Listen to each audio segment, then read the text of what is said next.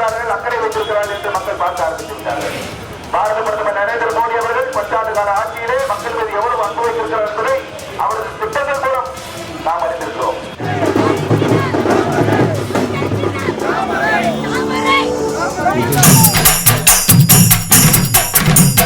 பெற்றவர்கள் நினைத்ததை முடிப்பார், மற்றவர்கள் சுகத்துக்கு உழைப்பார், சத்தியத்தின் பாதை வழி நடப்பார், மக்கள் பணம் மக்களுக்கே கொடுப்பார்.